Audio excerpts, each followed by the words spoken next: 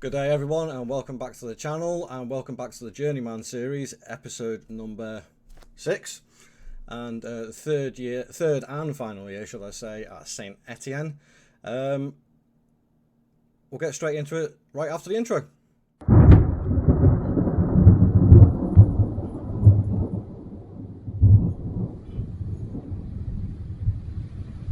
Okay, so welcome back everybody, and welcome to the third and final season before I resign at Saint Etienne. Let's do a quick little recap on the progress that has been made over the last couple of seasons at Saint Etienne. Saint Etienne being quite a rich sort of club, but when I took over, that was their final league position. So they finished 13th in the league. We came in, mixed things up a little bit, turfed things around, qualified for the Europa League in the first season, finishing 6th, finishing 6th again in the Europa League, and it's only the start, as I say, of the third and final season. We are 3 games in with 3 wins and a draw, 10 points, so we're in 4th spot at the moment, which isn't too bad at all. To be honest, if we finish the season like that, I'd be quite happy with that result. Even though we haven't won anything yet, I still consider that to be progress, going from 13th in the league, and I believe on the season before that, they were, well, yeah, so first season of the game, they were in League 2, or League 2, then they got promoted, finished 11th, 13th, and now 2 seasons in a row consistently qualifying for the Europa League, so I consider that to be a lot of progress. So let's go through a couple of things. Not club vision, didn't want that one. Financially wise, balance is looking very healthy. With it being the date of the 2nd of September, transfers have come in and out. The wage budget, under budget. Transfer budget wasn't too bad. It wasn't that originally, I don't think, anyway, but let's have a quick look at the transfers anyway. So let's have a look towards the date of here, because before the tick over I did get a couple of early transfers done, where I brought in Bella Kotchap, who was at Union Berlin after moving from Southampton, and I was looking at the team and looking at where we were dropping some points, and even though my squad of last season having Lekeba and Omobamidele as my 2 main centre backs, I wanted a bit more strength and a bit more option there, so I went for Bella Kopchap, who is a fast, strong centre back, ball playing defender, so exactly on my street, and managed to get him in for, what was it? This date's gone again. Right, there we go. Managed to get him in for quite a bargain, actually, for 14 million, 14.5 million. And then on top of that, I managed to get Malo Gusto, because I need another right back with better experience, and also for the fact, as you'll notice as well, is it on this one? Let's have a look. Yes, it was.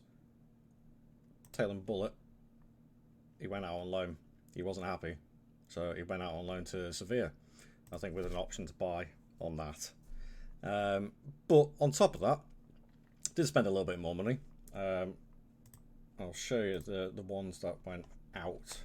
So Vetlesen, our Norwegian centre mid, Madrid came in with quite a hefty bid, really. I couldn't really say no. A couple of the smaller, younger players, a lot of people have gone out on loan to get experience. But a couple of the squad players I just wasn't using, Husney and Bangsbo, both needed to go. Gilot, I hope I pronounced that right. He went to Young Boys. Look at that at the season rollover. No others went out there. But I did bring a couple more players in. Regen, Justin Strattonwolf, a defensive midfielder, deep line playmaker, who at the age of 19, I was looking at that. I was looking at his mentals more than anything else. I was like, at 19, if he's got mental attributes like that, with a driven personality good physicals, lacking a little bit on the agility and the acceleration, but if he's just going to sit there and just pass the ball around, he's got the passing and technique, he's got the vision, does exactly what he says on the tin. Really good player. Got another backup striker / winger just to bulk it out a bit, because the other thing that I realised as well, going through the Europa League and the cup competitions and league competitions, I needed a bit more strength and depth. Ben Seguir, formerly Monaco and Besiktas and Napoli for a few seasons, managed to bring him in as well as like sort of a rotational option just for 7 million, which I thought was quite decent. This guy, another regen, Martin Nielsen, 1-4 again, further down the line. Didn't think he was too bad a striker for that age, so again, another backup option to back Simic up. And then the top signing, and I was having some personality issues with Mariba. Mariba was happy, then he wasn't unhappy. He wasn't happy. He was happy. He was going all over the place. He didn't know what he wanted to do. So I decided to get another player to play in an attack behind the strikers. And this guy fit the bill. He was on the transfer list. I was like, yeah, I'm going to snap you straight off for 23 million. With that being said, I have changed the tactics a little bit from the season previous. I wanted to go a little bit more attacking, so I changed a couple of the roles around, which if I did the best 11, Diaz will come in instead of Mariba, with the centre midfield of Aiden and Barrero, I think that's how you pronounce it. But again, with Bella Kotchap and Gusto coming in there as well, so yeah, I'm quite happy with that team. I think it's a good, strong team, and I think they'll do well this season. Is there anything else to show you squad-wise? No, I think it's good. Oh, one player I did want to show was Rukavina. Now, I know the new game is coming out soon, so people aren't going to be playing this. So I'm going to keep an eye out for this guy and see what his ability is going to be like on the new game, because this guy, I know he just keeps on getting better and better and better. And at the age of 24, his attributes are all okay. They're all average. I mean, his physicality is what gives him his strength more than anything else. But I know he keeps on getting better and better, so he's definitely one to watch out for and could be one of the best wingers in Europe. So we'll see how it goes. And I didn't actually mean to press that, accidentally hitting the space bar, but hey ho. So with that being said, I'm going to simulate the season, see how we do in our third and final season before I have to resign from this position. So regardless of what happens, I have to resign and find a new job to carry on the Journeyman scenario. So, as I say, with that being said, I'm going to simulate the game and then we'll come back and see what has happened by the end of the season. So I'll see you guys in a few seconds.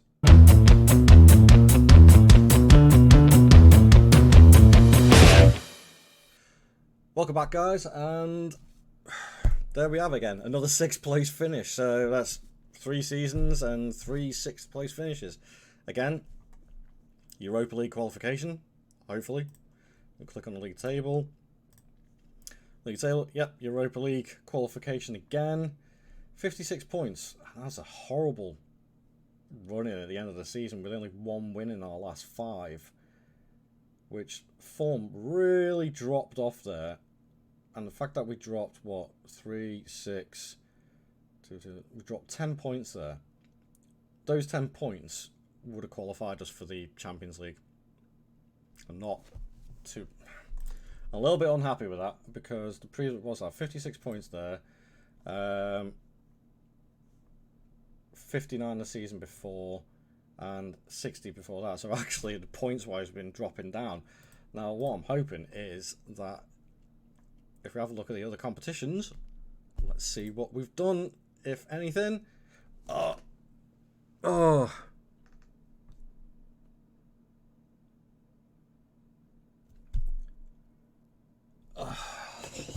come on. I thought I won both of them. Okay, so French Cup winners.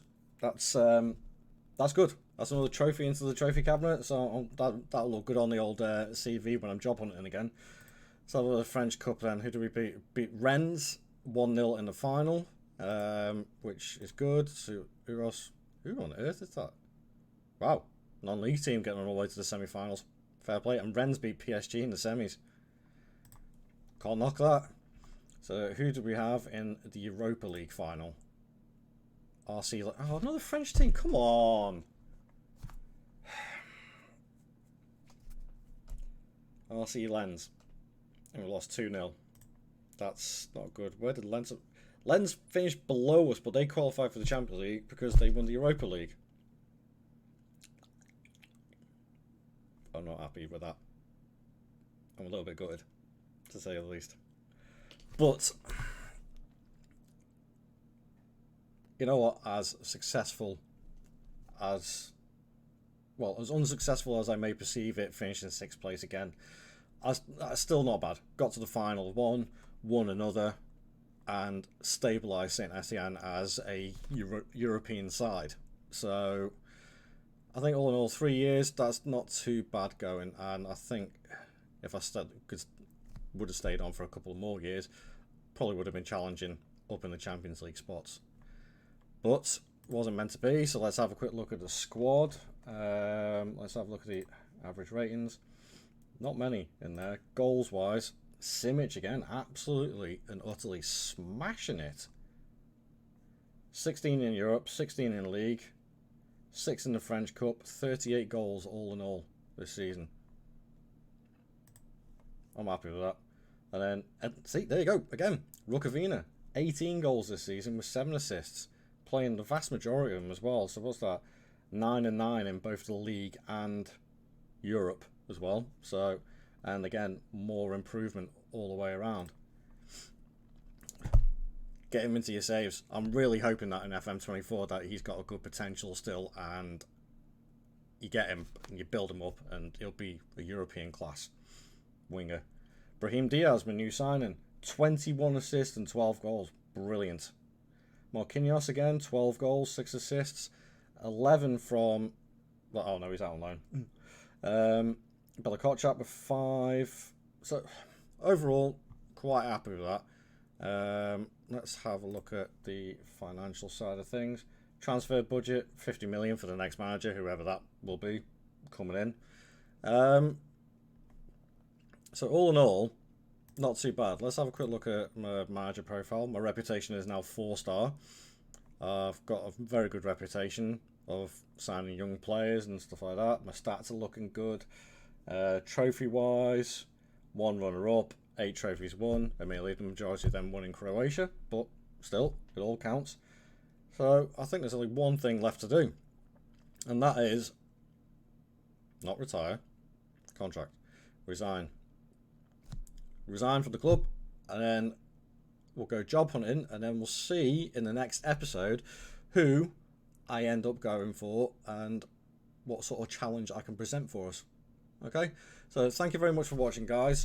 Please leave a like on the video and subscribe. It's free at the end of the day. And please share them around. I'm trying to get my channel to grow a little bit more, so I'd be very, very grateful if you could share this around. And again, it's just about building up the community on this channel. I want more interaction, more people to like sort of leave comments and chat and give suggestions, especially with FM24 coming out in what will be now 3-4 weeks, something like that. And the beta coming out in the middle to end of October as well. So new content from that will be coming out as soon as that is out. So get these series finished off, and then we'll jump in straight into FM24, and then we'll take it from there. But again, thank you very much for watching, guys. It's very much appreciated, and I will see you in the next episode. Thanks for watching. Goodbye.